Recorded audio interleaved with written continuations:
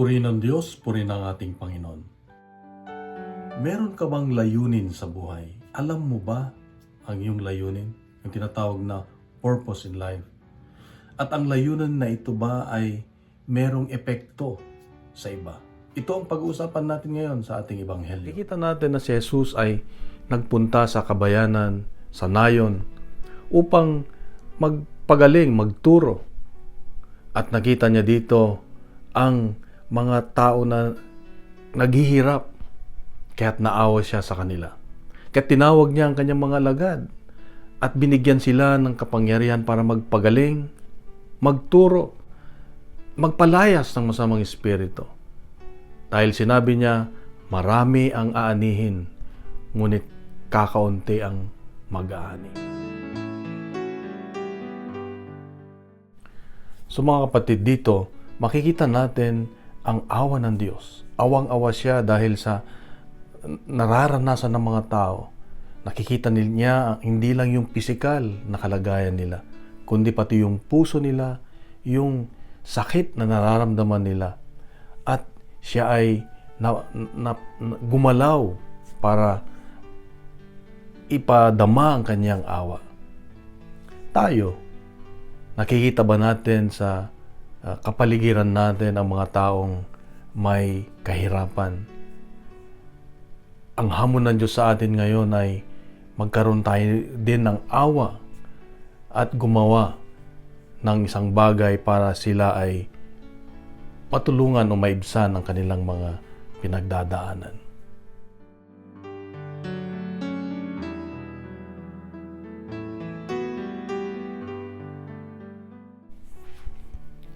Hindi lang hiningi ni Jesus na sila ay sumunod sa Kanya, kundi lumabas para maging kamay at paa niya sa mundo.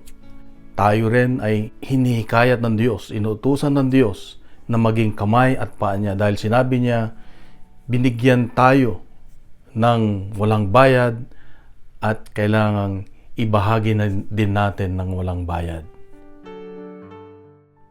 Noong sinabi ni Jesus na marami ang aanihin at kokonti ang mag-aani, pinapalala niya na sa mundo na ating ginagalawan ay marami ang nangangailangan. Marami ang may sakit, nahihirapan. Kaya nga, pinapalala niya na tayo ay may misyon. Ito ang layunin natin sa buhay. Kung hindi kayang gawin ng iba, umaasa ang Diyos na tayo ang gagawa at maging daluyan ng kanyang kagalingan, pagpapala at biyaya para sa iba. Binigyan ni Jesus ang kanyang mga alagad ng kapangyarihang magpagaling, magpalayas ng masamang espiritu, magbuhay ng mga patay, magturo.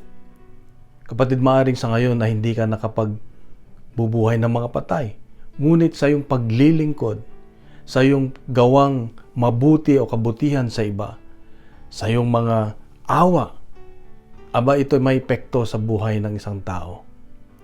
Gumagaling sila, nagkakaroon ng kagalingan sa kanilang puso at nabubuhayan sila, nagkakaroon ng pag-asa.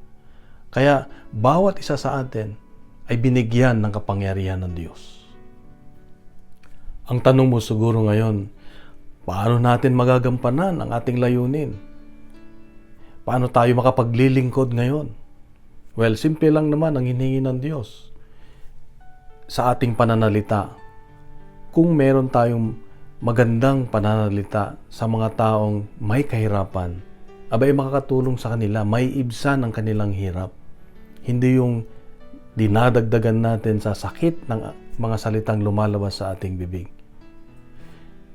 Pag may oras ka sa mga taong may nangangailangan ng panahon, pag ibinibigay natin iyon, nagagampanan natin ang ating layunin at marami pang iba. Kaya kapatid, ito ang hamon ng Diyos sa iyo at sa akin ngayon. Anuman ang sirkumstansya mo sa buhay, may pera o wala, may ginagawa o wala, magbigay lang tayo ng oras, panahon, kabutihan sa iba, nagagampanan natin ang ating mga layunin na binigay ng Diyos. Tayo ang magiging kamay at paa ng Diyos. Ang Diyos ay binigyan tayo ng ating mga layunin sa buhay, ang ating mga misyon, na ipagkalat ang mabuting balita, Kaya tara, samahan ninyo ako.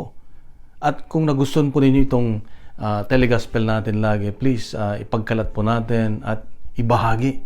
At mag-subscribe at mag-iwan na rin ng comments para tuloy-tuloy ang ating gagawin. Sama-sama tayo sa ating paglilingkod sa ating Diyos. God bless and God is good.